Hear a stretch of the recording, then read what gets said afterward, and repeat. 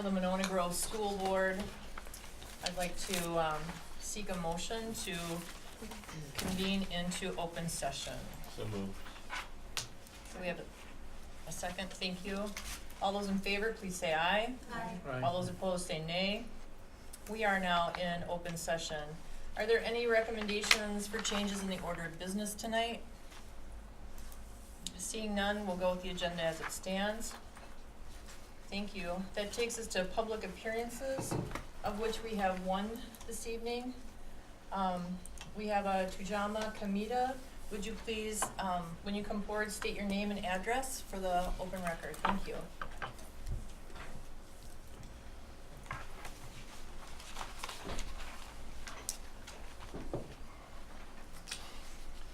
Tujama Kamita, 402 Dublin Circle, Cottage Grove. Why do you spend 40 minutes deciding on meeting dates, but only allow 15 minutes for the community? Susan Manning wrote on September 25th, 2017, "Thank you for your excellent suggestions. I will get back to you." It is now February 28th. I'm still waiting for a response to my excellent suggestions. State Statute 120.13 states that the Code of Classroom Conduct shall be developed in consultation with parents and students. You are not following the state statute because you only approved a template. When are you going to consult with parents and students as State Statute 120.13 requires? I fully support our social studies teachers to have difficult conversations about racism.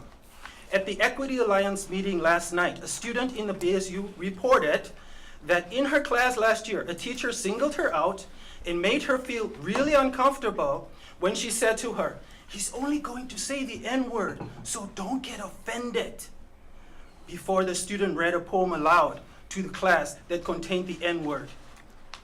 This is way out of line and another example that your English teachers are not qualified to address these issues and the N-word appropriately in the class. And why all content containing it should be removed from the curriculum.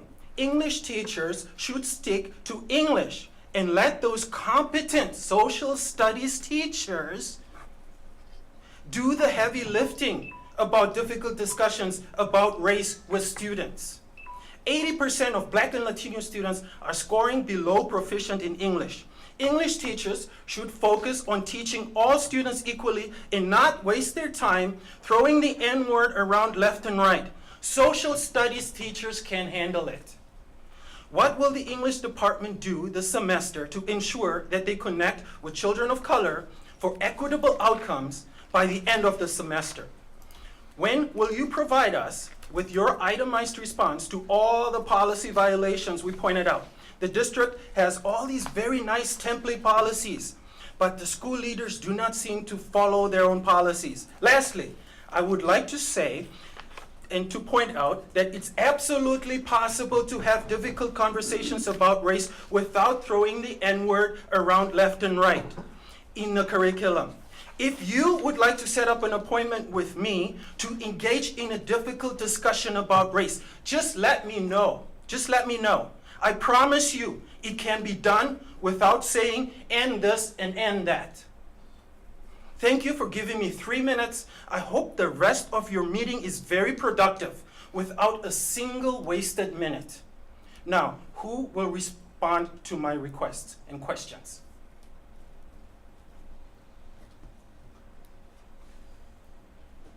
We've met. I would not want a response from you, Jeff.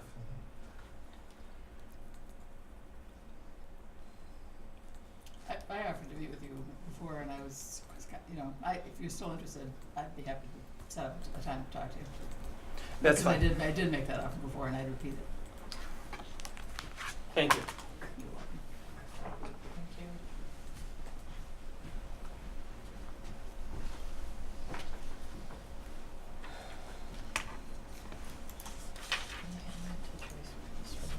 Thank you.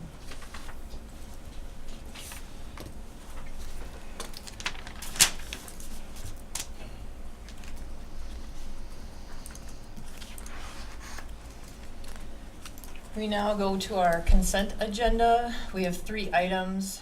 The approval of prior school board meeting minutes, approval of staff resignations, and approval of vouchers payable.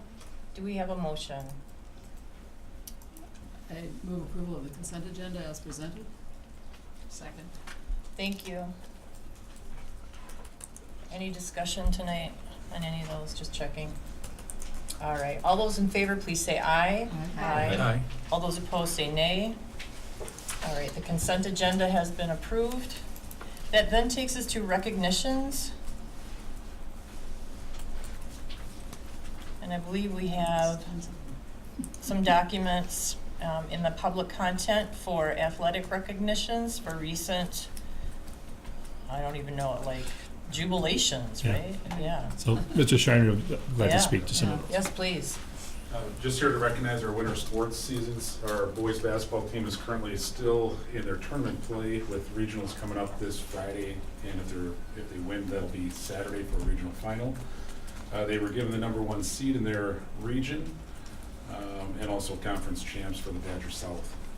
Our gymnastics are going to be sending 2 girls, Tatum Sapu, who's a senior, and Peyton Jenks-Ranker, who's a junior, to the state tournament this Friday and Saturday in Wisconsin Rapids. So we'll do a send-off for them at the school tomorrow to the school day. They finished 4th in the Badger Conference this year. And then our boys swim took a 4-peat with the state tournament in swimming again this year. And we had a new diver to the team this year, a family that moved to our community this summer who decided to go for diving, and he placed 7th at the tournament. And then our swimmers, kind of senior dominated. There's 5 of those students that are on the team that are 4-time state champions, so kind of a stellar high school career for those 4 kids, and some MG stories to tell kind of along the way with that. That's 5 state titles for their state swim in the last 6 years, so quite an accomplishment with them. So that's our kind of a winter wrap-up in terms of athletics. Thank you. Congratulations to Congratulations. everybody. Yeah, it's wonderful. Anything else for recognitions tonight? All right. Pardon me. There we go. All right, that takes us to correspondence and announcements. Anything there? All right. Then that takes us to administrative reports and our superintendent, Dan Olson. Okay, so I want to spend just a couple minutes and kind of review the current planning and updates on what we've been doing with regard to safety plans and procedures. Most of this information has been, shared throughout a number of different avenues, but I thought it'd be appropriate to at least kind of reconcile that together. There was a letter that you should have been copied on that went to all parents about 2 weeks ago that outlined much of this. And just wanted to reiterate that we have an ongoing safety committee, and they're currently engaged in reviewing our safety plans, as well as the crisis plans that go with those. And we are going to be looking at making some modifications to those plans when they're done by the end of the year. We'll make sure we share those out as well. That large plan then gets condensed into a binder, kind of a flip chart that is in every classroom with those procedures. And so we'll update those as well over the summer for any changes that might be made in those overall plans. As you know, with regard to school security, our entrances, that's been a number of years as far as what we have in place. The visitor check-in procedures, you did get a board report, I believe, a year ago about the Raptor system that was initially piloted at Taylor Prairie School, and we now have it in 3 of our schools at Taylor Prairie, Cottage Grove, and Winnequa, and then shortly we'll have at GDS and the high school. Got an extremely positive response, and it is it's been a much better system for us of tracking visitors. The security cameras, again, we have in place. There certainly are needs for updates, and we're continually looking at, where the highest priorities, which buildings, and some of those get rolled into our capital projects budget, and but it's an ongoing need certainly to keep those up to date.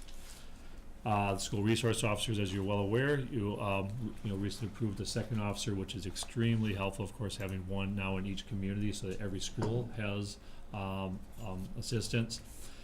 The ALICE is the newest thing that we've been talking about, or that you've recently learned about, and an update with regard to the training. Our plan was for getting our staff trained this year, and just to clarify, I think there might have been a little bit of a misperception that we didn't have anything placed prior to adopting ALICE. We had our plans in place that included, on a worst-case scenario, a lockdown in the event of a violent intruder or active shooter, but it was limited, where the procedure was simply lock down and secure your classroom. And of course, the ALICE gives more options. It's not meant to be, an exhaustive piece that exactly what to do, but at least provides a framework. And so we will have our last buildings trained here by the end of March. And then we have tentatively scheduled 2 parent meetings, and this information will be coming out publicly very shortly. We'll have a letter to parents and be sharing with the board as well, April 3rd and the 10th, where we can explain these procedures as well, the ALICE program in particular, so parents are aware of what it's about. And then we'll have the training, for our students as well. The one thing I like about the ALICE part, one of the things we've learned, unfortunately, over these years, when we first started doing lockdown drills shortly after Columbine, the initial thought at that point was to not share these procedures publicly, because we didn't want any potential intruders to know what our procedures were.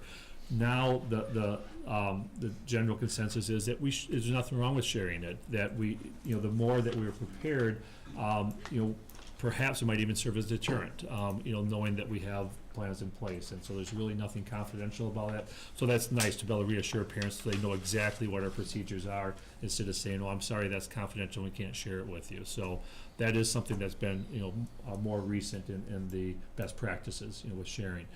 So I did attach for you the link to the presentation that is being used with staff, and then the one for parents will be, very similar to that, and we'll be doing that publicly here, this spring. And then lastly, I think you're aware there's an event tomorrow night sponsored by the Monona East Side Business Alliance, and to talk not specifically about schools, but in general community safety and these unfortunate events of active shooters. And so myself and Andrew Bedell from McFarland will be on the panel representing schools. There'll be officers from City of Monona, as well as some mental health professionals that are on a panel, and they have some activities involved. So I think it sounds like we're going to have a nice turnout, and so looking forward to participating in that event as well. So that's, again, kind of a summary of where we're at with our planning, but be glad to take questions or comments from board members. But my question's about the doors, not the front door, but the other doors during the day. If a student props them open, are they set so that an alarm goes off? Because I think that's particularly a problem at the high school. I'm not sure how much. Yeah. Or how's. It is an issue, and currently, not all the doors are programmed that way. That's something that we're working on, and having those sensors.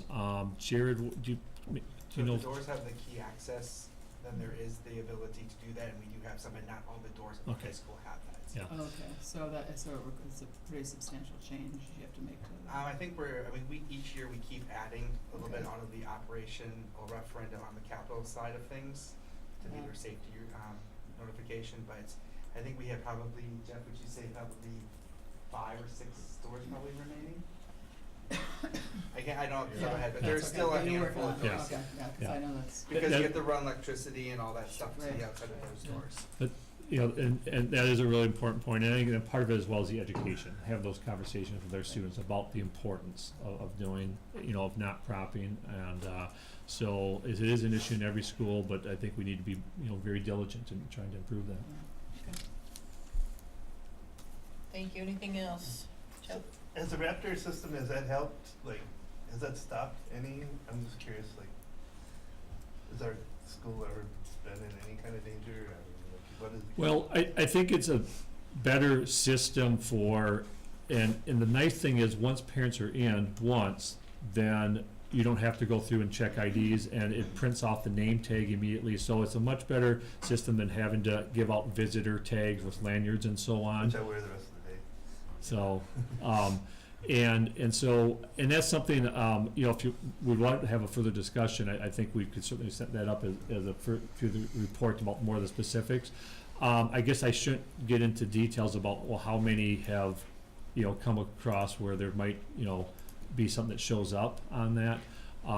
The one challenge that we have is when there might be, how should I say, a false, you know, thing. And so I think our staff are really trying to work very hard to make sure that we're not putting, you know, parents in an uncomfortable situation if that happens. And I think, you know, they've done an excellent job with that. But that's been one of the things to work through. It does not happen often at all, but.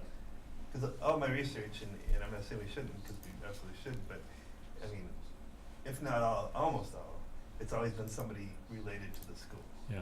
right? So, Yeah.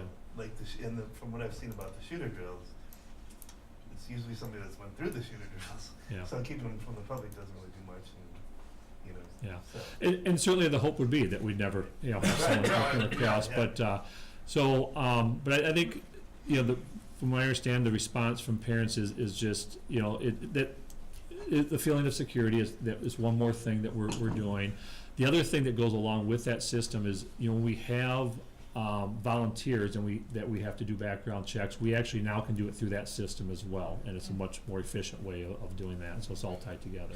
Because I would be up for thorough review, or at least a discussion on our safety, because I think safety includes a lot more than locking the doors and putting an officer in. I mean, Absolutely. there's a whole wide range of things, from meeting emotional needs of the kindergartner to, you know, to putting the police officer in there. So, you know, I think sometimes in this discussion, it gets lost on, let's just put the police officer in the building and then everything will be okay. Yeah. And it's not about, do I feel better? It's like, are we actually safer? Yeah. And I think you need to hit it from both sides to make that happen. Yeah, and that's a really good point, and absolutely, those are discussions that we have with our committee as well as, you know, admin team and with teachers. I do agree that would be a very appropriate discussion for this board to have in the future. Dan, when you have time and as this starts to come together, could you give us a time frame for those? Just because I know that the parents, in particular the one that contacted you, are interested in the students being trained. Mm-hmm. And, you know, if we can say they're doing this, this, this, and this, that'll help us be able to respond to Yes. that. Yep. Absolutely. Again, that's just helpful. And speaking to the earlier comment tonight, I know it's really difficult for us. We want to respond to parents and we want to do it in a timely way, but we don't always have the information to be able to do that, and that's usually what the timeline is. So whether it's a parent concern about something in a building or the safety, just if you give us a time frame, we can at least respond at that point. Sure. Anything further for Dan? All right. That then takes us to our board reports, and we'll start with our community engagement and Carrie Robbins. Yes. So, I didn't mean to ask, but I think there were, Online, the order is correct. The printout, the order is messed up. Is that what you mean? okay. The orders that I have put through, I moved the action This items. should be, it should be, So, and there- that's how it is if you look on your online, which is what matters.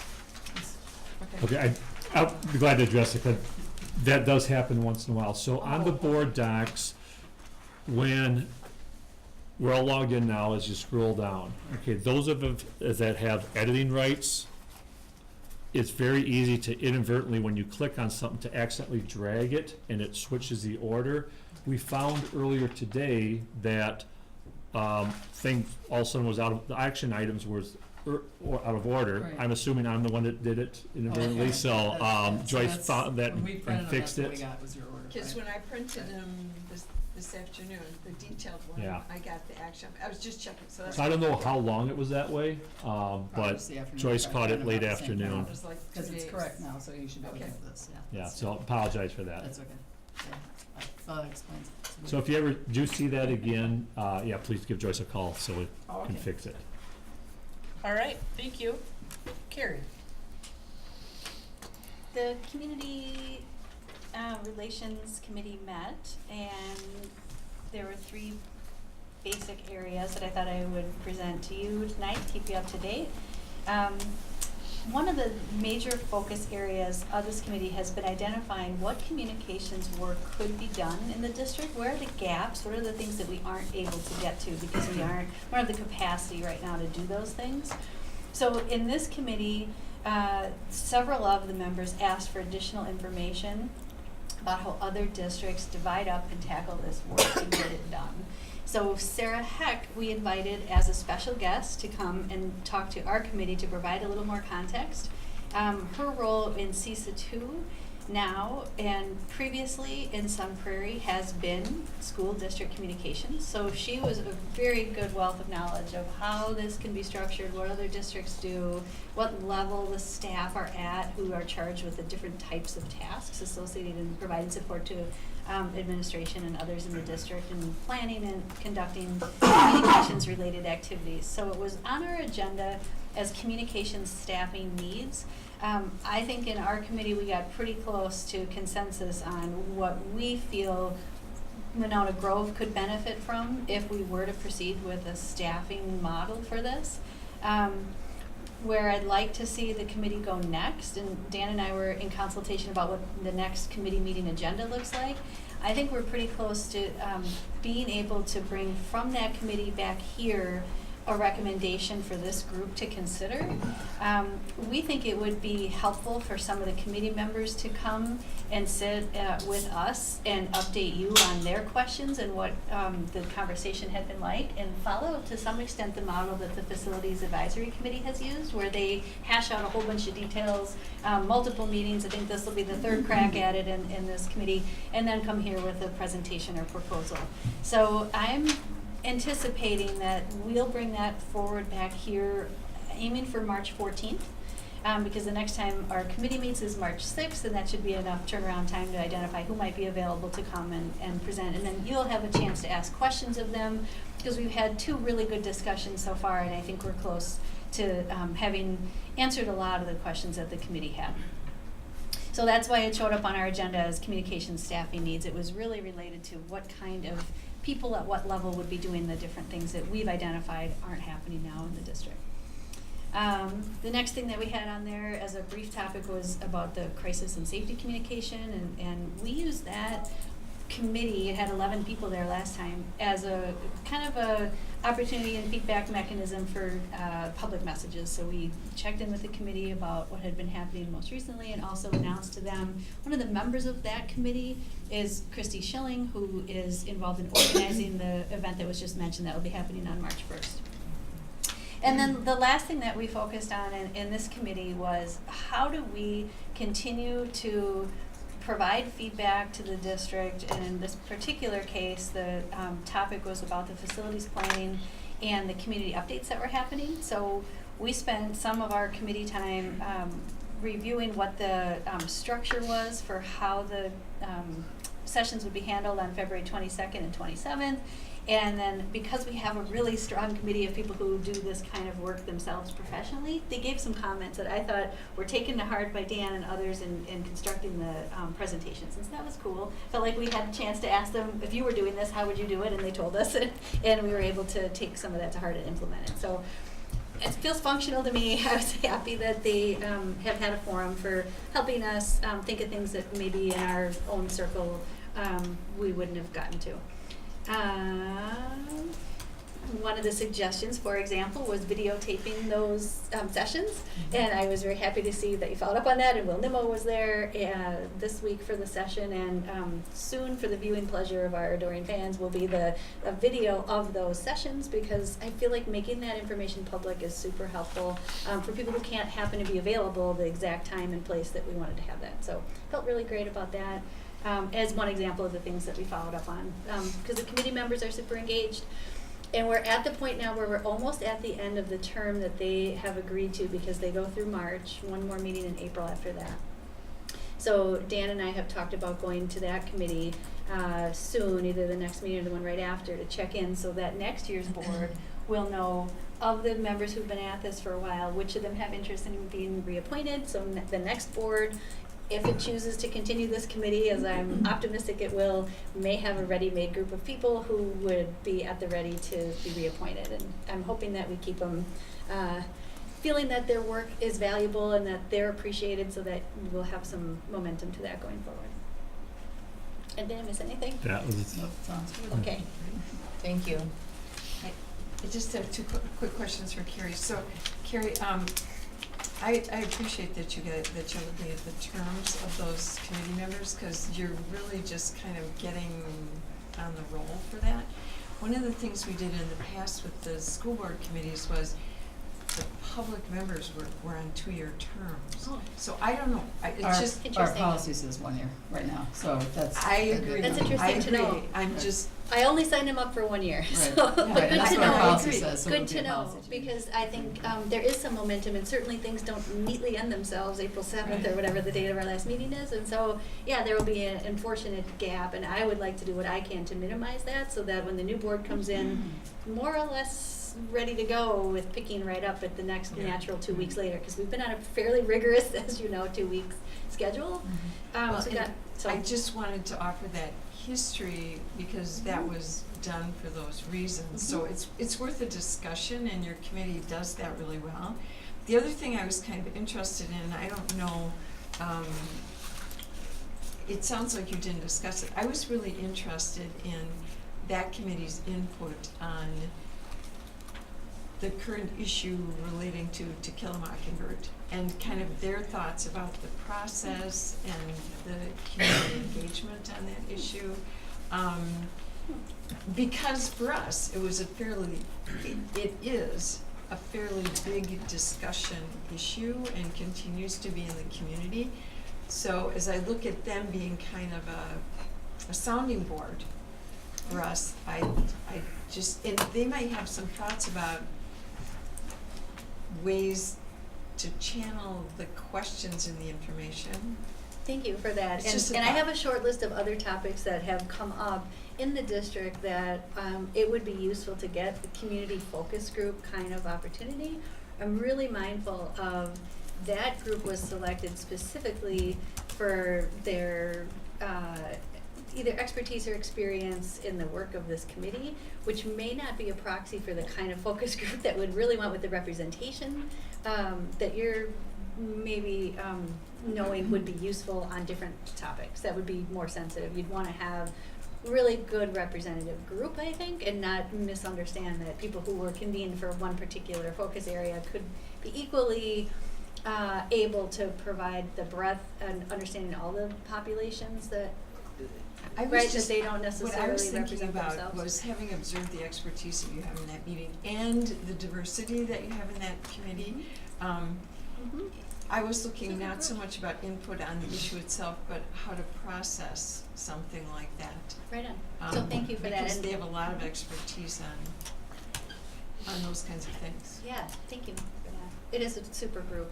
Mhm. Good.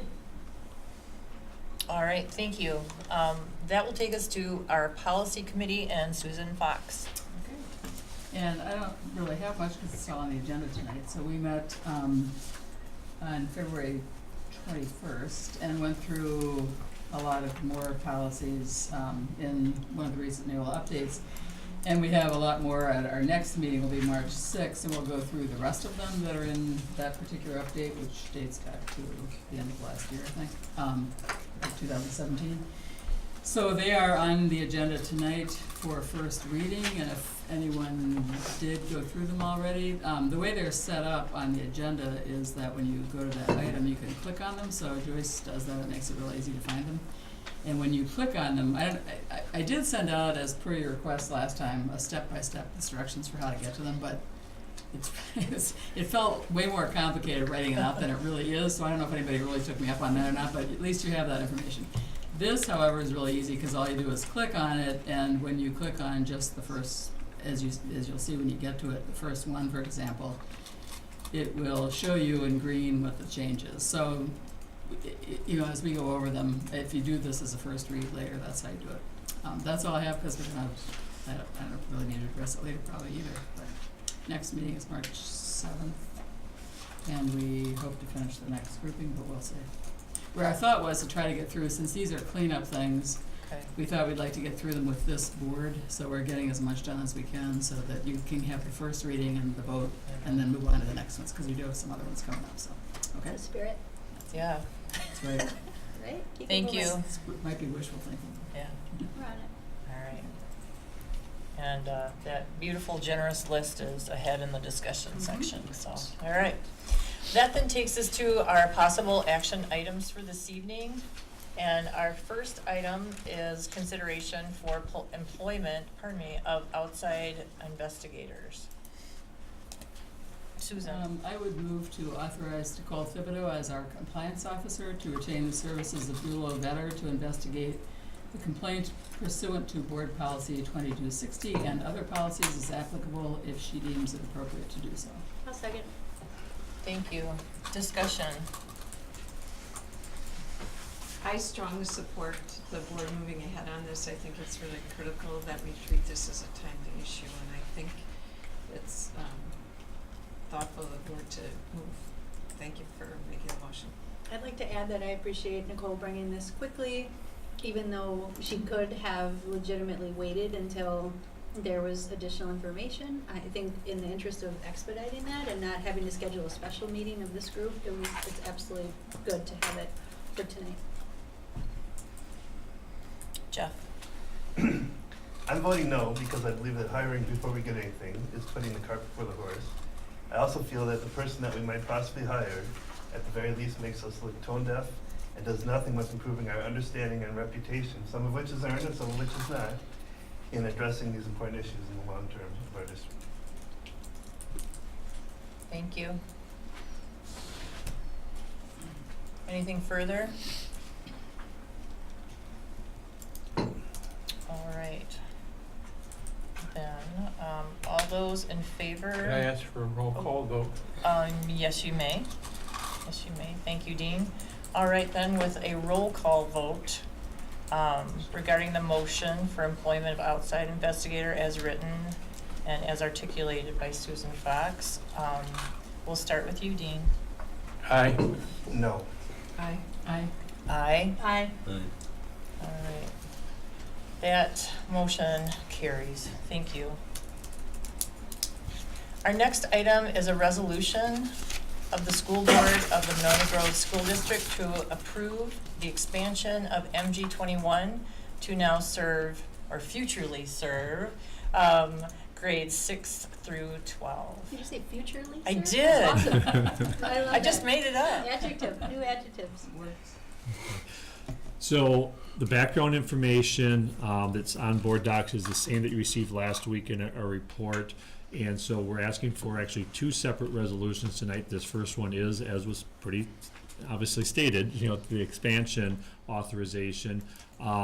And so Rebecca Foxblair, Executive Director of MG21, is here this evening in case there are any questions. But again, they're in the process of preparing that grant. We did add just this afternoon the draft of the narrative of that grant. Is quite long. This is not final. In fact, part of the thing, I believe it needs to be condensed a little bit on the narrative piece to meet the requirements. But Rebecca took the time to be here, so she'd be glad to answer any questions about the process before you vote on this resolution. Carrie. Since Rebecca is here, do you mind coming up for just a minute to visit with us about this? I really appreciate the work you put in on this. I don't have a specific question, but I was wondering if you could just give us the 1 minute kind of recap of where you think we're at with this and the timeline and how likely you think this is to go through. Well, here it is. There's about 5 pages that are missing, and it's about 3 pages too long right now, the narrative. So where we are is over the next couple of days we'll polish, proofread, edit, and the goal is to send it out to DPI on Monday. The closing date for the grant proposals is Thursday of next week, March 9th. The timeline is they will review all the grants that are submitted and they will notify by the end of May. Funding will be released July 1st if our proposal is funded, and then it would be a 5-year grant from that point on. Good luck. So, yeah. Thank you. I think it's a good proposal. I think we're, the surveys, the data that we've gathered shows that there's a need that we could meet. And so I'm optimistic. Dean? And this would, this grant is to expand the MG21 reach to basically middle school grades? Yeah. And how many students do you think you would add by doing that? Well, the proposal is to add, basically double the size of the school so that it would be a school of 100 students, 50 and 50. 50? Upper campus and middle campus, but Now- housed in the remainder of, Nichols. And for a few years, I think DPI for these grants were kind of shy of funds to fund them. Do they have a fairly good treasury to do So, this? this I'm September- looking at your prospects. Well, this September, the federal government approved $95 million for Wisconsin to have for new charter schools and expansion and replication of current charter schools. So we're applying for an expansion grant. And they apply to public Charter schools. public charter That's all there schools. is in Wisconsin. Well, is public. okay. Yeah, so, yeah. So I think we have a good chance. I'm not sure that there's a lot of districts that could have, the timeline was very tight on this. The request for proposal was released like mid-January. So I'm not sure that there's, a lot of people have contributed mightily to this big stack of paper here, including Jared, and so we think there was a lot of partners in putting this all together. So I'm hopeful that we'll. Yeah, and yes, and I was appreciating Dean asking just for the reminder of the number of students it'd be expanded by, because on page 5 of the draft, it says in the narrative adding 45 to 50 students, but the chart, it says expansion 6 to 8, and this is 90 to 100. So Right, that's the hearing what total. you're saying is the expansion we're not expanding by adding 90 to 100, but the cell next to it says expansion 6 to 8. Yeah. So it could be read as expansion 6 to 8, 90 to 100. And Yeah, just I can- thinking about that as you're looking at this. We can fix that for sure. Like, because I think we turned that paragraph into a table last night around 11 o'clock. Yes. So Well, we can fix that. I get the grant writing process, but just because I was looking at too, so how many are we adding, and it wasn't the same. It's Looking tight, the it's same in 25 multiple pages, places. and they won't read a page more than that, and right now we're at 28. Mhm. So I've got some editing It's to do. looking great. It's looking great. Good luck. So, Thank you for all your work. Thank on you. it. Thank yeah. you. Well, thank you for your support. Thank you. Good luck. Thank you. We'll let you know. Susan? Well, and I want to comment because one of our original concerns that we talked about a lot when we were kind of putting all that together and re-granting was how do we show that we're moving forward with these students? And I think it's very clear. If you do nothing else, go to graduation. And you will see how these students have engaged and moved forward. And it's a place where you're proud that they're meeting the needs of each and every student from all walks of life. It's a wonderful program, and to be able to do that in middle school, I think will really help us as we deal with some of the issues that we deal with like we did tonight. And thank you for what you do. Sure. Thank you so much again. Go caffeine, go whatever it takes. You have no idea. Yeah, right. All right, so we're looking for a motion then. Thank you. I would move approval of the resolution authorizing the expansion of MG21 to serve grades 6 through 12. Second. Thank you. Any further discussion? All right. All those in favor, please say aye. Aye. All those opposed say nay. The motion carries. Thank you. That then takes us to the resolution of the School Board of Monona Grove District approving the request to submit an expansion grant. I move approval of the resolution approving the request to submit an expansion grant. Second. Thank you. Any discussion? Anything further? Okay, thank you. All those in favor, please say aye. Aye. All those opposed say nay. That motion carries as well. Thank you. All right, we now go to the Wrestling Cooperative Agreement with McFarland High School for the 2018-2019 and 2019-2020 school years. So again, Jeff Schreiner is here this evening. These are just renewals of existing co-ops, but as long as he's here, it might be a good opportunity again for a minute or two, just a recap of how these are going before you go ahead and vote on these recommendations.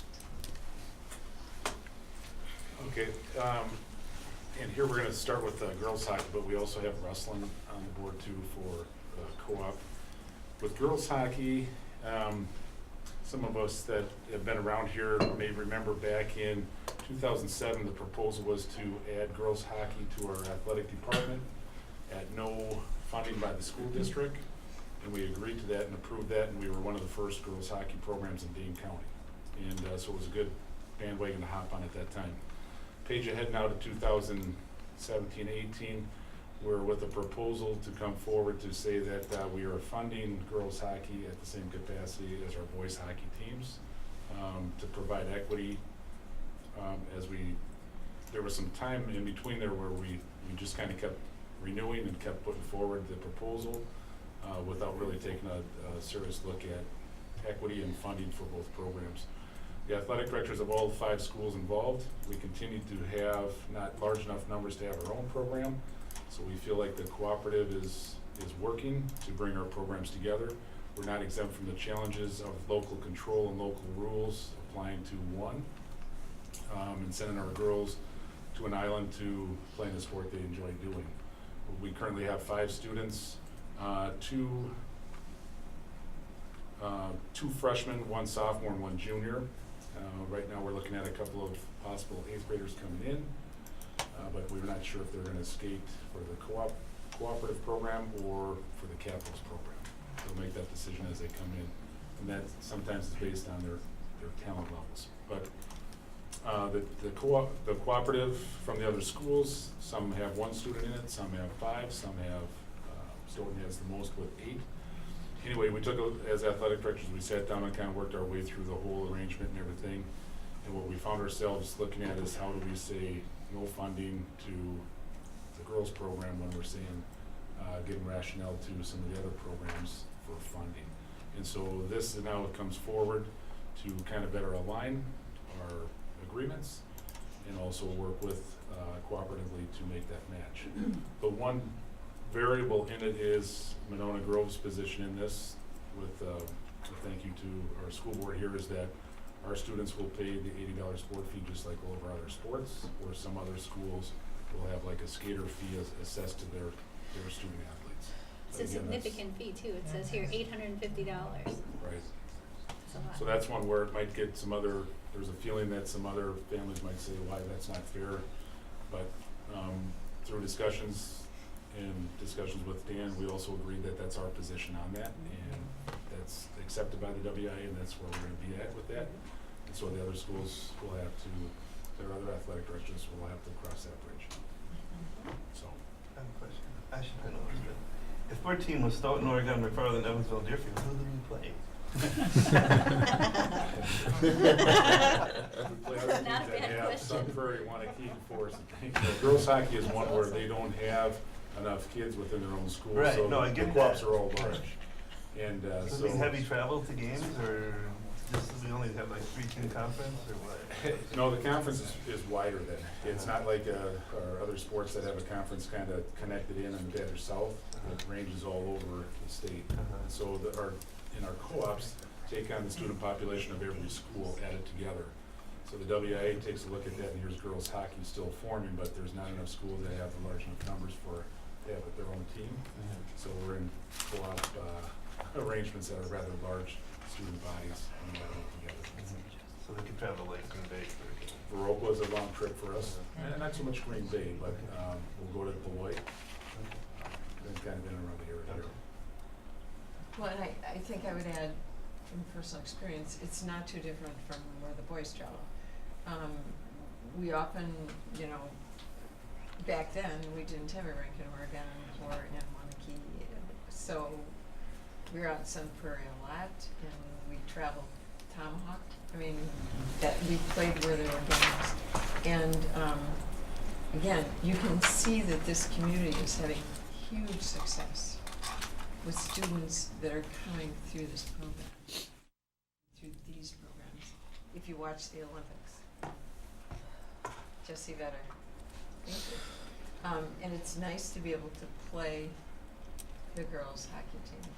So, again, I really appreciate their support for this program, and a lot of the Milwaukee programs, I mean, Stuart's coaching 4 girls' teams right now, 8 and up. So this is one of your MG players. So it's a wave of the future. Thank you.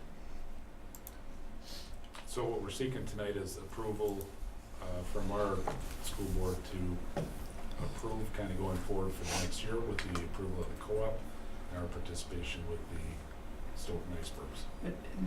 And did you want to say anything about wrestling? Because that was what you Well, called for first. Okay. They're just agendized It was as just wrestling agendas first, as and wrestling then first, and that was what you hockey called second. for first. So I Yeah. didn't know Yeah. if you want to. So So, just, yeah, go ahead.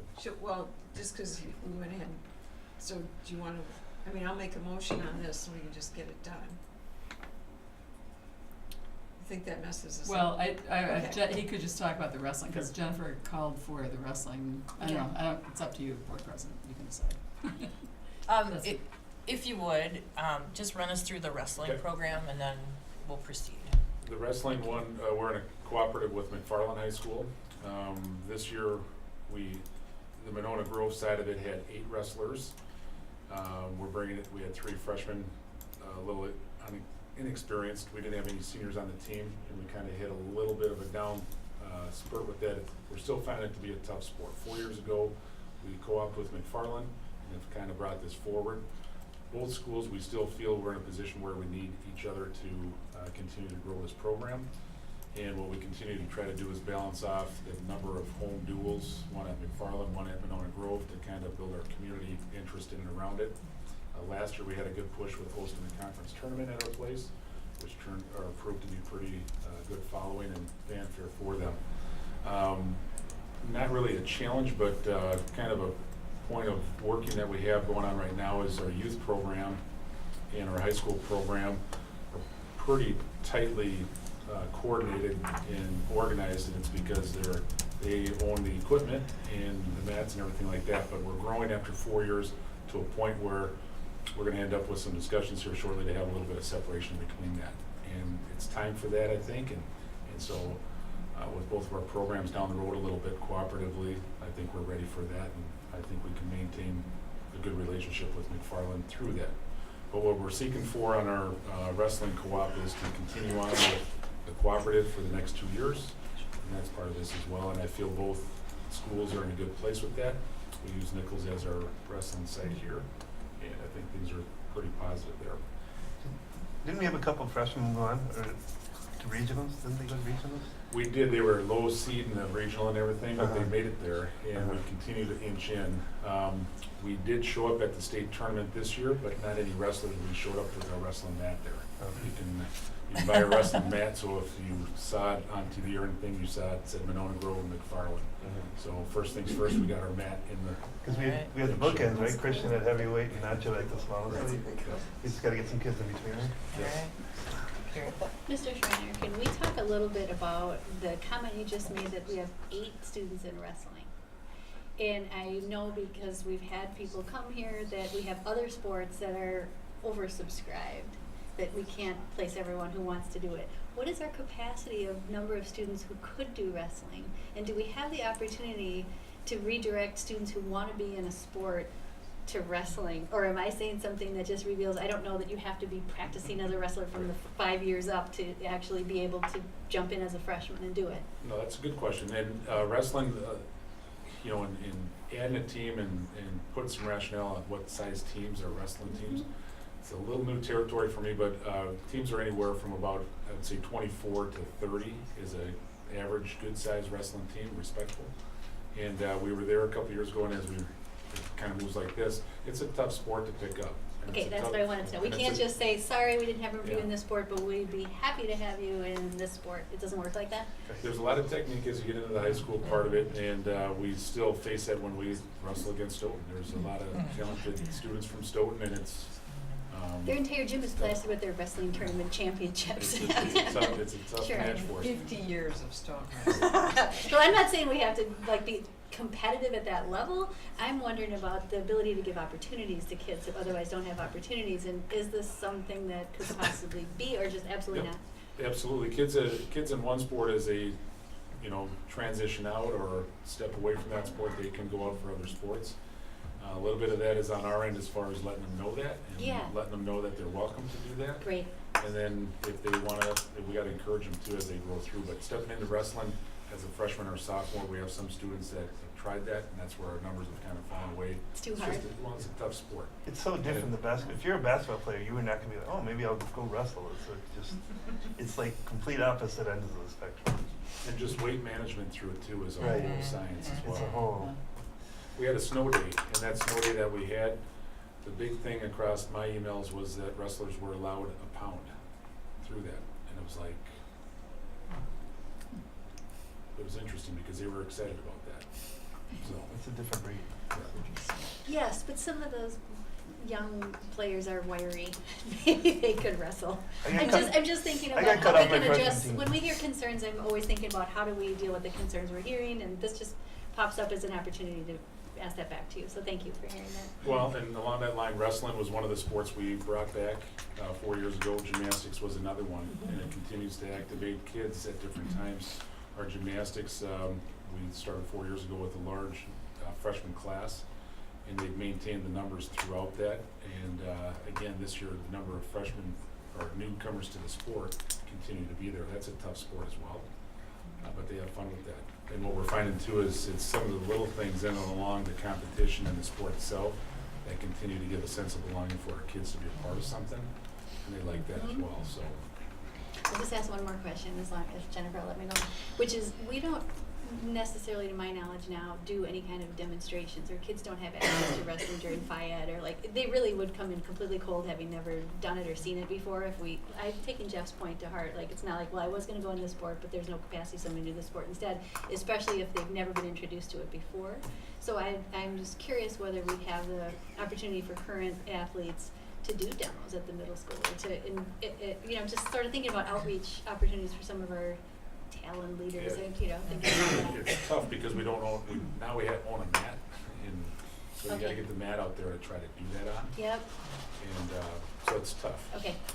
I will amend that though, as a parent of a freshman boy, they wrestle all the damn time, but it's a whole different story than actually wrestling, Right. with a skill involved with points and. Fair enough. Thank you. Yep. Susan?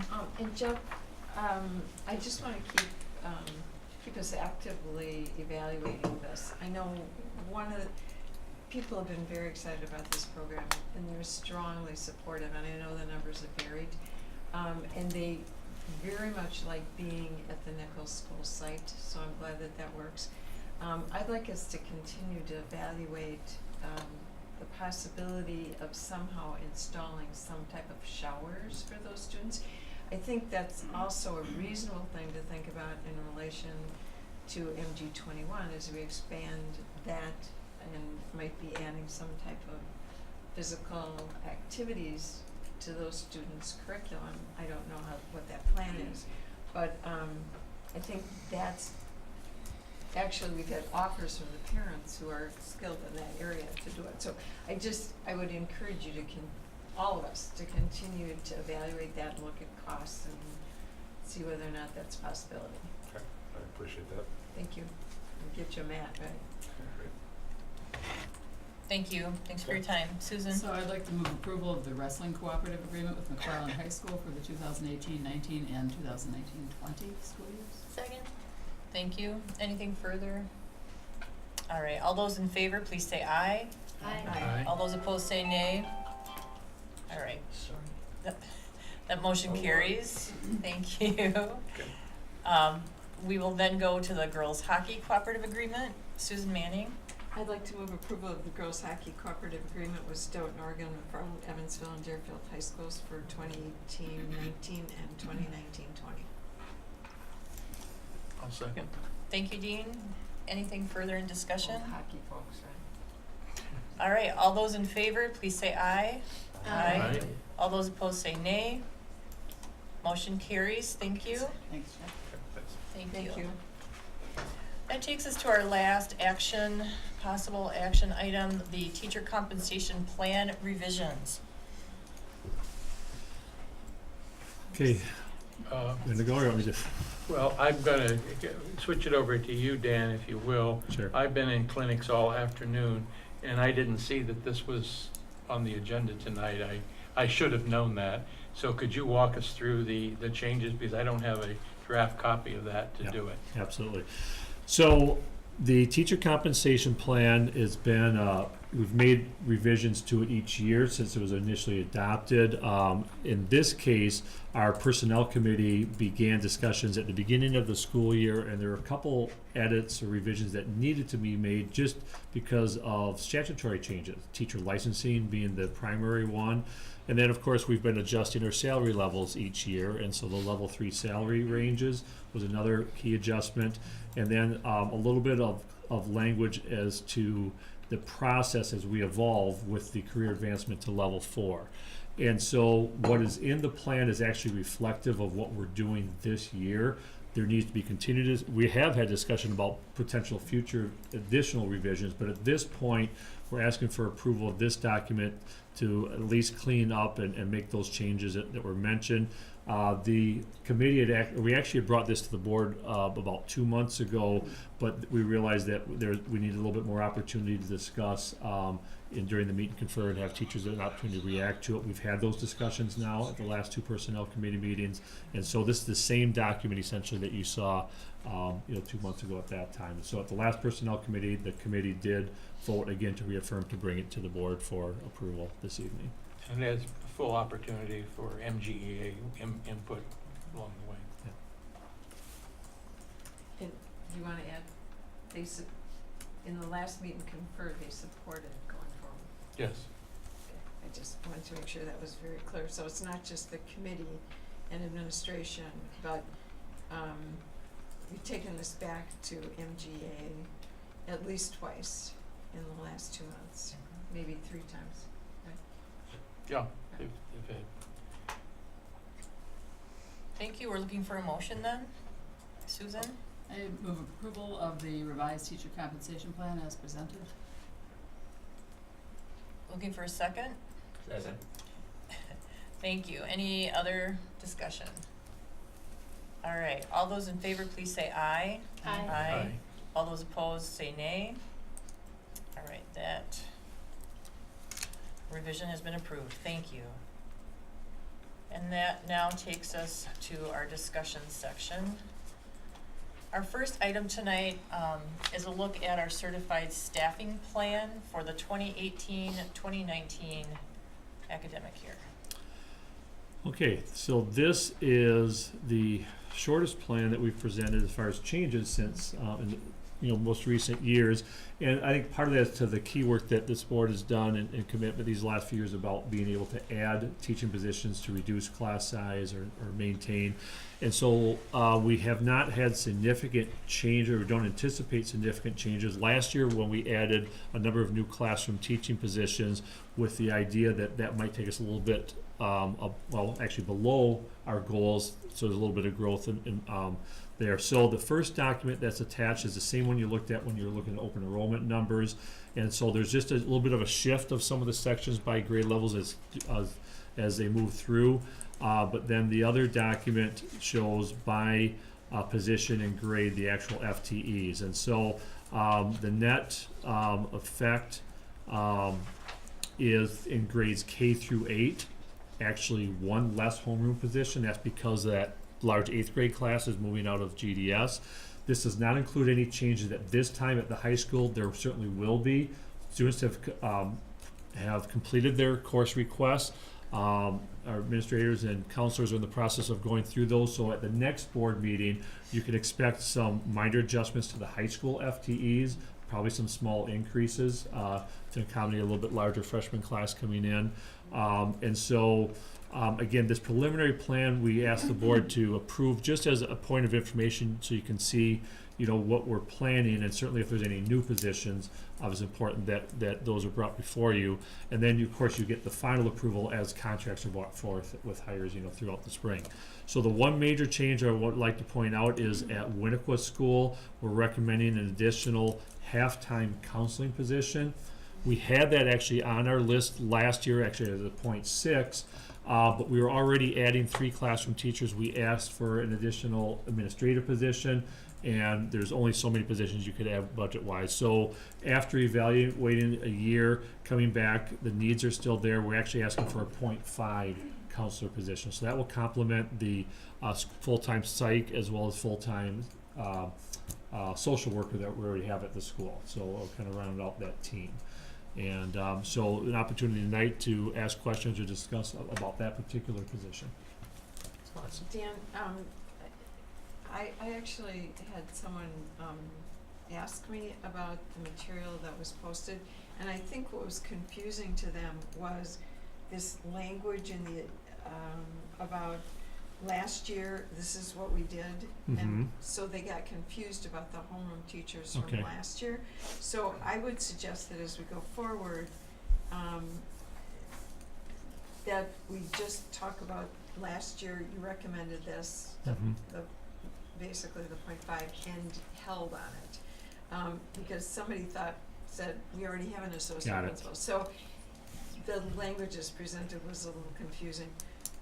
So if you just strike those two reiterate things. exactly what you're asking for this year publicly, then I think that would really add clarity for Yeah, folks. thank you. Yeah, we'll clean it up Can the I next just ask meeting. a clarifying question Yeah. about that? What I'm seeing is that's under administrative content, and so I could be wrong, but I thought that public content was viewable to anyone logged into board docs, but administrative content was available to board members? I had the same thought, yeah.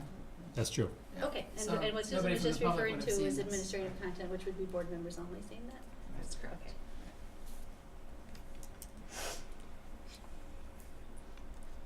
So it was just for our information to Yeah. see what was happening. So Yeah. I appreciated having it in there, but we don't need it next time. Yeah, and certainly the public part will have a clean version in as well. So if a public member asks me for information about that, often I'll print the piece. And it was confusing to the individual as they were concerned in light of the facility plan, what we were planning to do. So I was trying to summarize that. So again, I don't see any reason that that piece of administrative content wouldn't be public. So if we wanna go into that, feel free.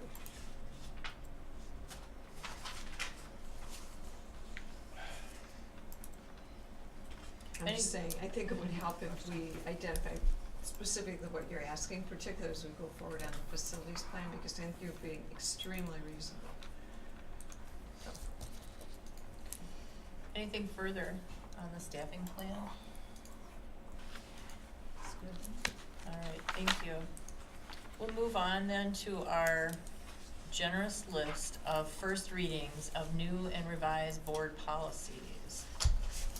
Okay, and I touched on this in the policy report, so I don't have anything to add to that, other than if any of you did look at these and have questions, this would be a time to ask, or if you haven't looked at them yet but want to between now and the next meeting when they'll be on for approval, then you can always email me questions too. It is quite a list. But a lot of the changes were they were cleanup, some were statutory, if there weren't major ones. I mean, this, yeah.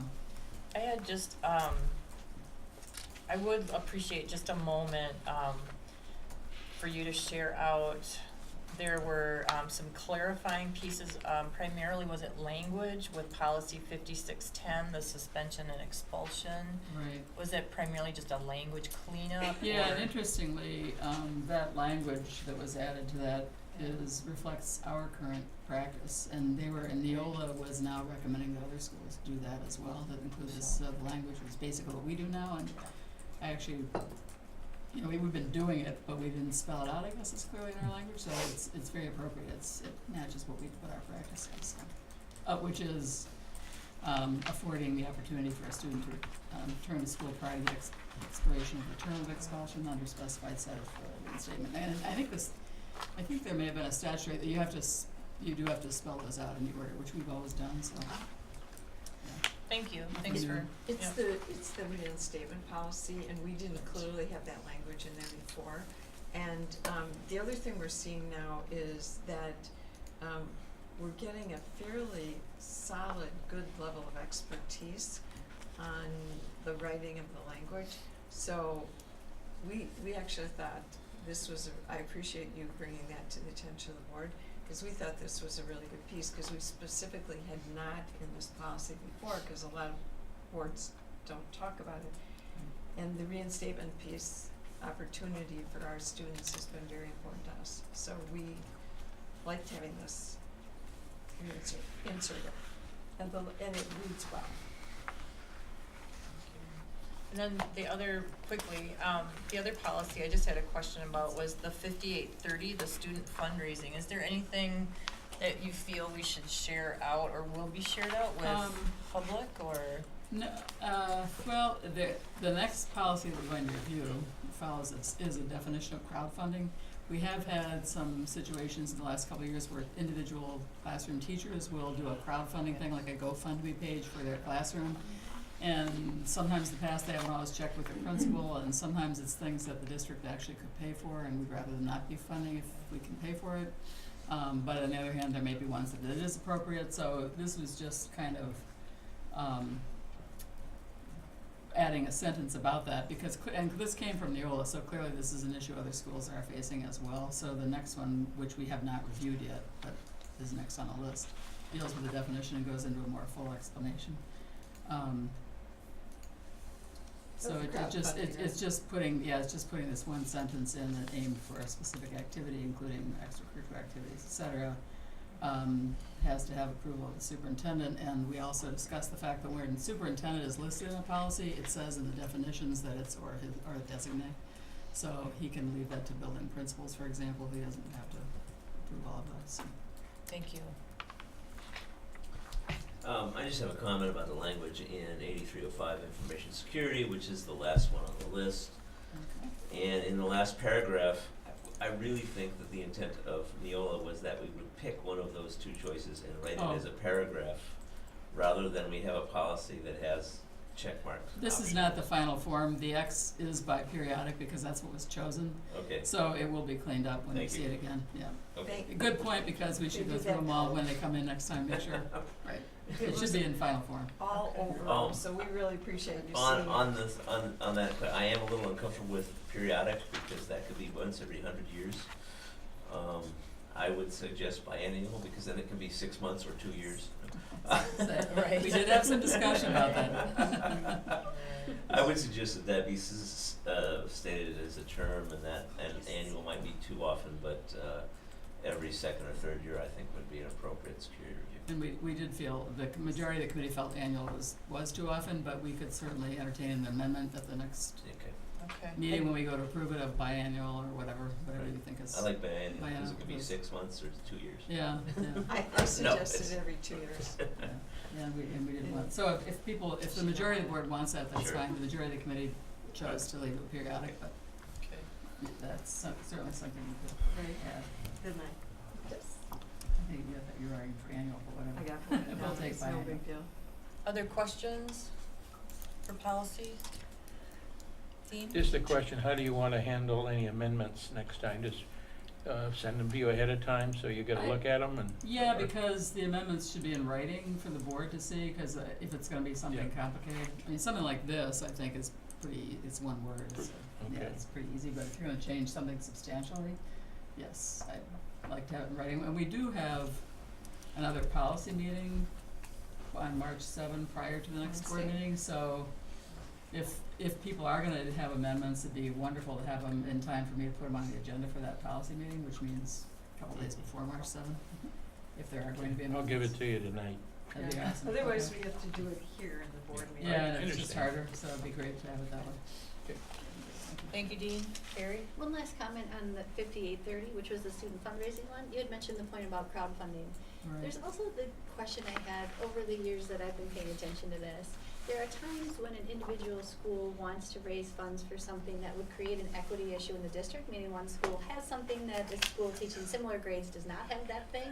And I just wondered if that philosophy that we have about district-wide parity or equity or access belongs in the administrative guideline, not the policy, or do you mind speaking to that really briefly, because it's not in here, and so how would someone from outside know if they were getting into something that, before it's downstream and then they're trying to give it to us and we say, oh, but wait, we have Yeah. some concerns about this gift that we're getting. I think at the building level, that's where the communication is just key between those groups and the principal. Mhm. And that is in this policy. Okay, I was looking at the principal approves, Right. Yeah. Right. which is different than It is different the than what you're saying. rationale, because the reason is in the past, the principal has approved something maybe, Right. that sets up this, oh, what about this other school where they don't have anyone who's able to give that thing? Mhm. Just thinking about So, this issue. It's a If valid- it's from an outside group, those all do come through my office for approval. So Okay, that would be the check, and so if something comes through, yeah, that's our internal. That helps, and then you're in enough communication with the principals that they know what each school is doing now, and so you don't have I the same hope kind so, I of, mean, that's right? certainly important that we do, yeah. Yeah, I just have a few scars from that, from previous conversations, and wanted to think about if it's a policy thing or administrative guideline thing, or where that lands. Yeah, I think there's a place for both, Okay, yeah.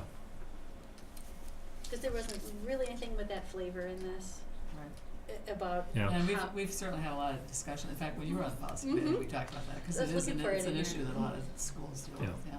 More because you want to catch it upstream before people have gone Right. all kinds of hours of work. Exactly, yeah. Yeah, I think from those challenges you mentioned, we definitely have learned from those, and so I think we've improved. I think so. Well, I haven't heard anything lately, Yeah. so yes, no news is good news on that front. Yeah. But we don't want to discourage people from actively contributing either. So. Absolutely. Okay, well, thank you. That was the question I had about if that was on your radar. I'm happy with it as is. I don't feel like I need to add anything to it. Especially at the end, if you're comfortable with how we're managing that right now. You don't need it or want something about that in the policy. About what I'm thinking is, there's no need in this policy to have anything spelled out under what conditions a gift would or wouldn't be accepted when we vote to accept gifts. Mhm. Some of that language might be in the gift policy, which is different. Okay. Yeah. Okay. I think it might be. Good. Anything else?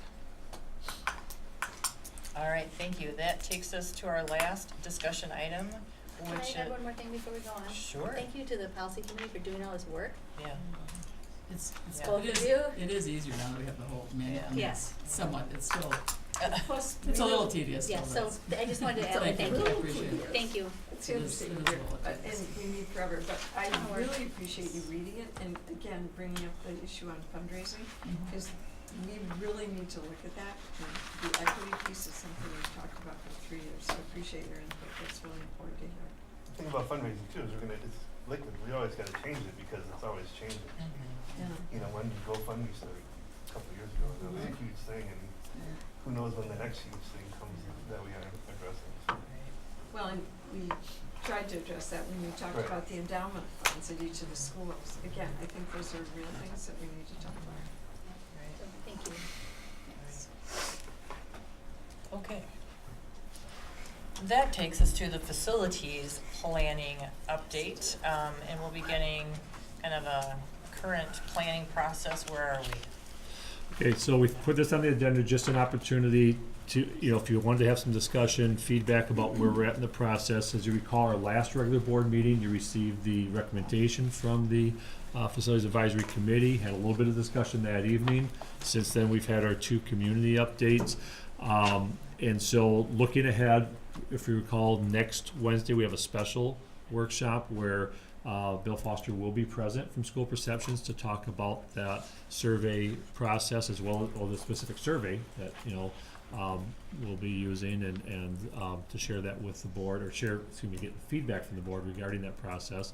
And then also, we did ask for feedback forms for those that were able to attend the community updates, and so we'll have that compiled into summary we can share out with you as well in advance of that meeting. So tonight is just, if you'd like to take a little bit of time for some open dialogue about what has happened since, one thing I would like to just to bring to your attention that we would like to be able to discuss next week when Bill Foster's here, when we've done some preliminary planning on the survey, providing him with all the background information and so on. One question that has come up, if you recall, and so I just asked Jared to put this document up on the screen. This is the overall fund, costing piece. And on that list, under capital improvements, there was dollar amount for Maywood School of about 1.6 million. And there was some discussion at the Facilities Advisory Committee about, well, do we really need to do those capital improvements, right now if we're going to just continue a lease in the short term? And I think the consensus was, no, we would likely defer those, but they didn't actually take it off the list. It might have been a little bit of an oversight, but that's something I think this board needs to talk about when you send that survey out. Are you going to include that 1.6 million on the possible, even for discussion about capital improvements, or do we take it off? And so you don't have to answer that question tonight, but something to think about that we will want to answer, as part of that survey. And I think we're fair to say our recommendation would be, no, we don't put that money into that building right now.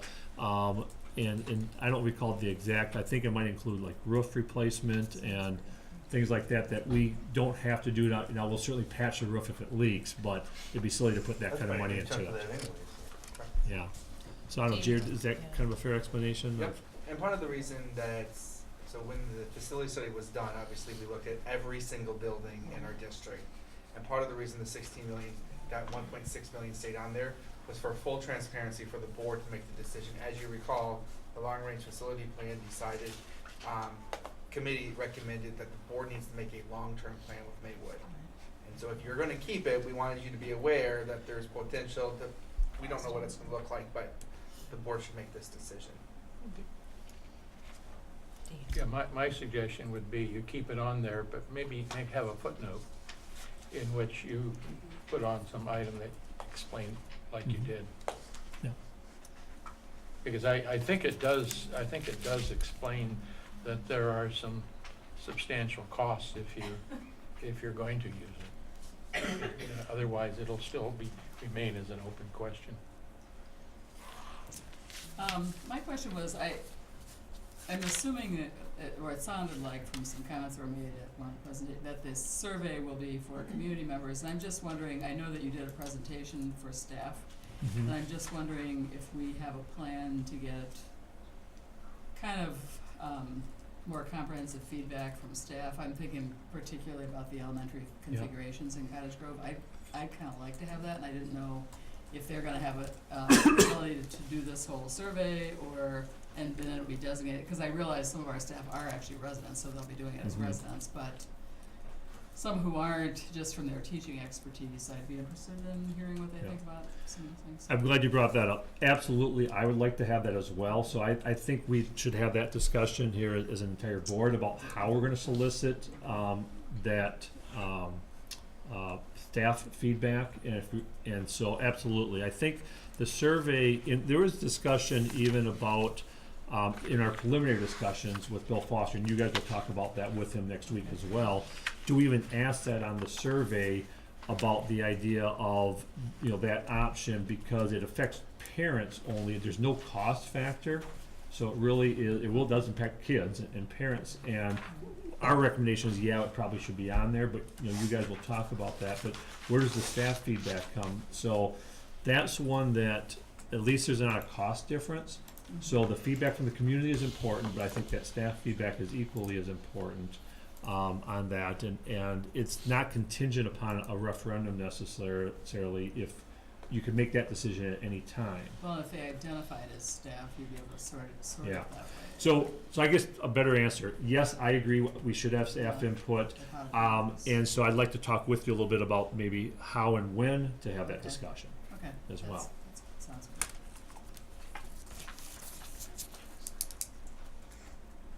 Any other pieces in preparation for our meeting next week with Bill Foster?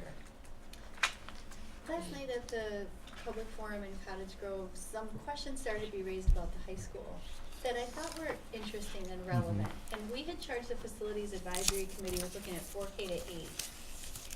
We were pretty explicit about that, I thought, at the time that we framed what it is we were asking them to look at in terms of capacities in buildings. So I was caught by surprise at the creativity of some of the people in the audience starting to think about, what if we factor in the building on Monona Drive into this equation and move some students there and do something different with the land that we have. And I just was caught by surprise on that, which made me want to have an opportunity when we have a little more discussion about what might go into the survey to review some of the feedback we got from those community sessions and wonder if there is a question that might be relevant to formulate and put out there on some level, kind of prompted or inspired, I think is the word I'm looking for, by the community questions that we're getting.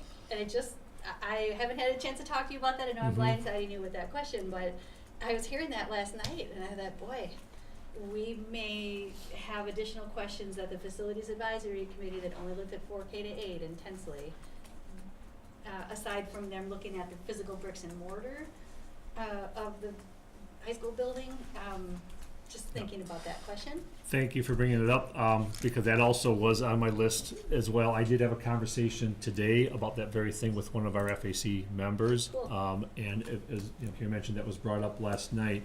And so we did have a short phone conference debriefing with the folks from EUA and FinRush this morning, and so I brought it up with them as well that, okay, we said we want community feedback. Well, what if we get feedback for ideas that weren't part of this plan? How do we deal with those? And so I think that is something we should talk about a little bit tonight, continue that conversation, next week as well. And you framed it very well about, that really wasn't part of the discussion of the committee. I will say that the kind of proposal that was, presented last night by one of the community members, parts of that certainly were discussed by the committee, because that proposal of building a new high school would mean then essentially all K-8 Monona students would stay in Monona. The committee did talk about that extensively, about the idea, could we support a standalone middle school of just Monona students of, only 250 to 300 students. So they talked about that and why that wouldn't necessarily be a good idea. So pieces of that were discussed, but not that specific plan. So I do think the board needs to talk about that a little bit, and we need to be prepared about, well, how do we respond to that? Do we look at further considerations, or do we say no, based on not only the work of the FAC, but the work that this board has done previously as well, a response to that piece? Well, the proposal that was brought up at the committee, I'm sorry. No, no, It was brought up last night, was about building a new high school in Cottage Grove and having K-12 education in both communities. And I thought your response was that would be a very small high school in Monona, and there's no way we could have equitable programming, which I believe to be true. So my preference would be not to muddy the waters with that, because I don't think it's workable. I do think the point that we will need to do something with the high school in 10 years, that needs to be in the survey, because I think that information needs to get there. But I don't want to start adding things that we think are just not workable. And having been through all these studies before and had these discussions, and looking at equitability of programming and cost, the tremendous cost that would be to build a new high school, it far outstrips what we're talking about with all these other things. So to me, that's really a whole new thing, and I can understand someone coming up with it, but I thought you answered it well, and I know you offered to have a further conversation with the gentleman if you wanted to have it. So, but anyway, we can talk about that more at the workshop as well, but that's just off the top of my head. I thought, man, Can I quick follow up on that? Sure, and then I've got Dean. Because I heard a little bit different proposal. I agree wholeheartedly that 2 high schools is not desirable. The way that I heard the comment was changing Glacial Drumlin into an elementary school, changing Monona Grove High School into the new middle school that all district-wide people would go to, and on our new land, building the new high school in Cottage Grove that all district-wide people would go to, and looking at that as an option that would, if you're talking about $88 million and an athletics need, how would that open some other options? And I heard that and I thought, well, we were never talking about that. So I just thought it would be important to ask, how do we take questions from the community, or do we want to be asking things like that which was not our charge, the Facilities Advisory Committee. They were never asked, how about if we swap all the schools instead of continuing to do what you see here with renovations? Or what would that look like? What would that costed out look like? Because those are bigger building sizes for cohorts that are getting bigger. And so the logic of it didn't seem illogical to me when someone was saying, if we've outgrown Glacial Drum and move them over to the high school, that's a bigger space, and there's no parking there anyway, and middle school kids don't drive. And I mean, just the kinds of things that were said about that were nothing that we had previously talked about, and I just was caught by surprise by that and didn't want to ignore it as whatever, we don't have time to vet that because we're, you know, down this path. But I wasn't hearing it as two high schools. I was hearing it, I we did have hear that buildings that piece. exist, and they're bigger, and we keep talking about needing to make a bigger cafeteria at Glacial Drum when you wouldn't need that with little kiddos in there necessarily in the same way. And there was just some interesting things about their response to hearing what we're proposing for $88 million, and if we had that amount of money, how it could be reallocated. It was an It'd be a lot interesting more than 88 conversation. million. For But number it was one, an interesting levels. conversation, and without Right. any other money to know what Right. that looks like, it was a question I had of how you would even deal with something like that, so that people know they were heard, and not just dismissed out of hand, like, whatever, that's crazy, we're not even gonna talk about it. Okay, thank you, Dean, and then Susan. I would urge that you plan a systematic teacher community, kind of like the program you did with the teachers, that you do that systematically and get that feedback.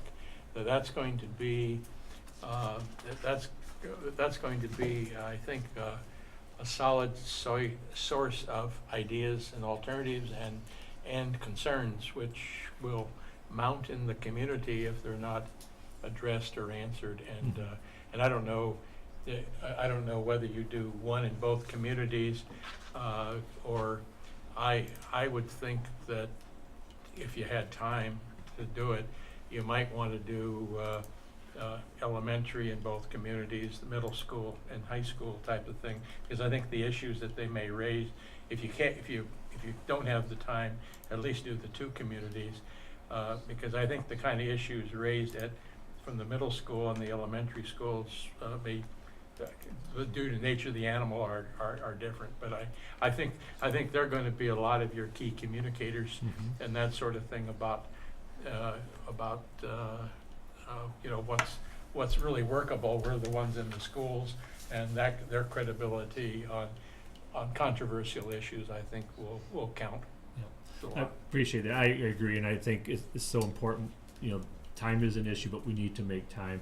I think the one thing that I'll be looking for from the board is some direction. Are there specific things that we want more of a recommendation from staff versus general feedback? You know, the items about the with this proposal, the difference between the two about the transitions versus, you know, the neighborhood thing, is that something specifically you'd like, or is it generally the whole plan? But that's something I'd like to have a little bit of feedback. We continue to talk about, so when we go out and have those discussions, you know, what is it that specifically we're asking the teachers? Susan. That's exactly, just to add to what Dean said, and you brought that point beautifully to focus. I would really appreciate teacher input on configurations, what they feel comfortable with. At that one point where there was discussion about 7, 8, and 5, 6, there was strong administrative and teacher input about our current curriculum and the belief that that was. So any of that kind of information I think would be really helpful. The other thing that's interesting, and maybe, I mean, there is a plan for the facility committee to meet again, Yes. right? And maybe what you do is you bring them back a configuration with the high school and kind of the middle school flip. That actually has been a topic of discussion forever. It was a major contentious item during the building of Glacial Drum 1. And the numbers were different then, and they're similar now. So it would be helpful to have a committee of 10 and 10 to come back and provide input on that, and then to see the cost, because I think the cost is what's gonna make it difficult, but it needs to be heard. Yeah, Susan. and the cost I that you're have- referring to is the cost 10 years from now to add on to the high school. I have a little different thought about that, because we had a facilities committee that put in a lot of work a couple of years ago. And we took what they came up with and we started this new committee, and they have now done a lot of work based on our charge and based on what our problems are, and our immediate problems are elementary space. And I think now to go back and reopen it and do a whole new thing on the basis of one person's comments, I think we need to have a lot more conversation about that before we decide to go that route. Right off the top of my head, I'll tell you, if you make Glacial Drumlin a middle school, you have a major equity issue with, well, you don't if you make, I guess if you put if you make Glacial Drumlin elementary school, I'm sorry, put the middle school kids in the high school, you have a major equity issue in terms of building between Glacial Drumlin and Winnequa School, right off the bat. In addition to an extraordinary cost of building a high school in today's dollars. So that's just stuff we've never talked about. Excellent points. So I'm really reluctant to muddy the waters at this late date. We've done so much work in this committee, so I don't have a problem with going back and saying to this committee about that. One thing I did hear last night from more than one parent, from a couple parents, was some serious concern about the transition piece, which I sort of share, and I mean, the more I look at it, the more so I really would like some teacher feedback and rationales on that versus well, here's the other thing is I understand some of our concerns about the two buildings of 4K2, but it would help me to have a better visual of where those boundaries might be drawn, because I know one comment that was made was, well, if we went that way, would a boundary go down the middle of a street so that a kid's best friend, neighbor, would be going to a different school, it didn't occur to me that would happen, but maybe it's possible. So it would help me to have a little better idea of It's possible. where the new buildings, where the new because maybe that would say, okay, you're right, we can't do that, but I'll just tell you personally, I'm really struggling with those two options, and there are a lot of things I like about the 4K2 buildings, and parents addressed them last night. But I get the issues with it too, so it would just help me to have more information on that, if that's possible. Yeah. Can I go now? One of the things in the presentation last night that I paid attention to in a way I hadn't caught my attention earlier was slide number 36, where we now have put out a bullet that said space exists on site for a future addition at the high school.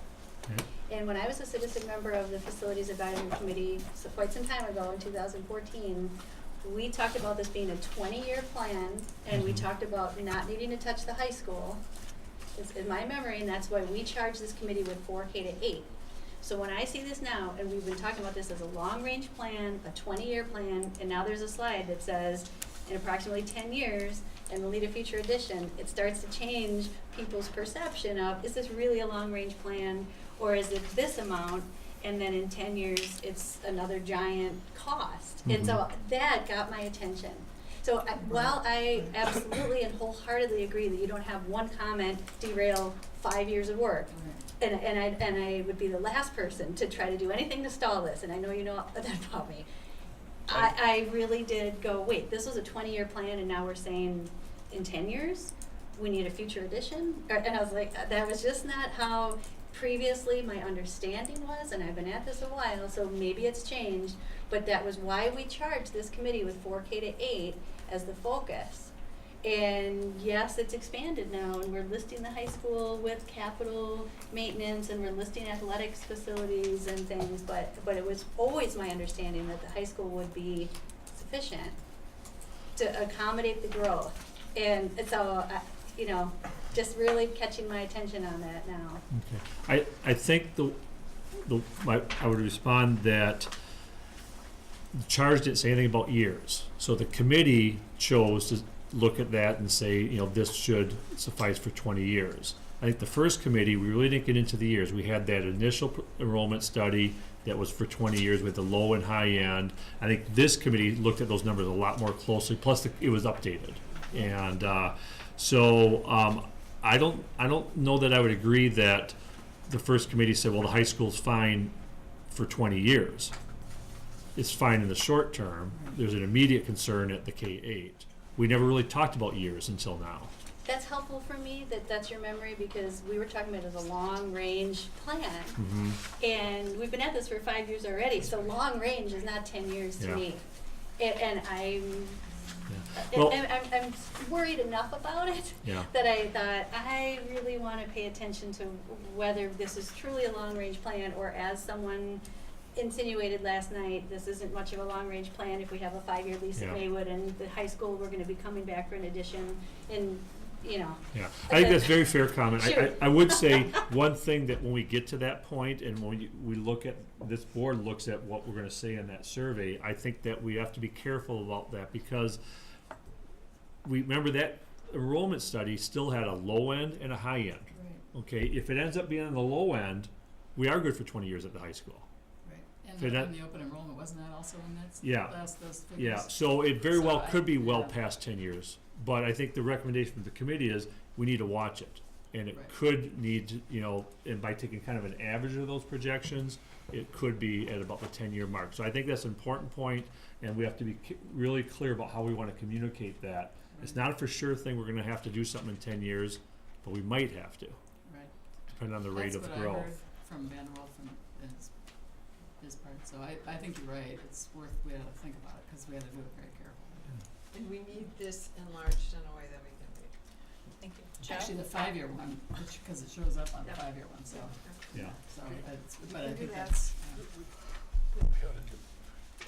Jeff? I think we're at a point, and this is like probably the most important decision we'll ever make, that we shouldn't dismiss anything. I mean, I had never thought about that before either, and I was like, wonder if, what that would look like, and I don't think we should dismiss it just because, We didn't think We're of it here. first. right. And that is, who cares if it's one guy that says it, if it's one guy that says something's intelligent, and I mean, maybe it isn't, I haven't really had time to really digest it, but I thought, I mean, you know, I just, Put a dollar sign. I'm not saying we I stop. was gonna say, if I thought it had I'm not saying we made stop the some precedent. sense, I would agree with you, but I think there's so many negatives to it. But you because- have to look at the dollar sign We of can what talk the about it. expansion of the high Right. school would be, and add And that to equity, this. equity. I really, that really was an important consideration to me. We haven't costed out Yeah. what does that expansion to the high school look like, and parking and everything else going on there. Well, that's, And so if we add that cost to this, and now you're looking at the 20 years, it just Yeah. is a And really I'm not, important yeah, thing I'm to not me. saying that's the way to go, I'm saying, I maybe just we wanna know should that- spend a little time wanna on know that the and money. take a little peek at it and see what it says. I think it would be worthwhile at least to, so when the question comes, you're all well versed on if it's not a good idea, here's why. Yes, right. that's what I want. So you, I yeah. wanna know why. If it's, we're talking about $500 million, okay, that doesn't seem like in the same ballpark as this. Well, interestingly, based on some of our other discussions on other topics, participation, his other comment about having 2 high schools was that we could split our teams up that way and we'd get more kids.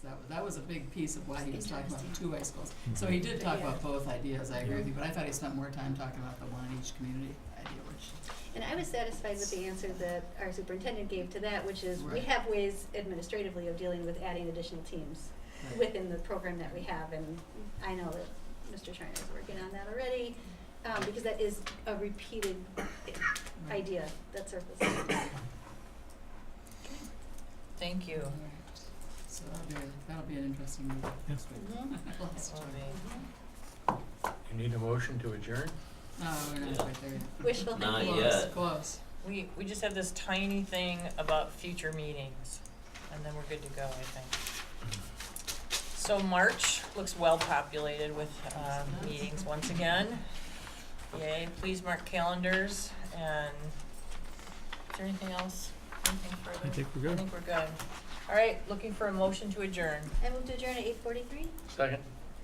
All those in favor? Aye. Anyone opposed? All right, our meeting is adjourned. Thank you, everyone.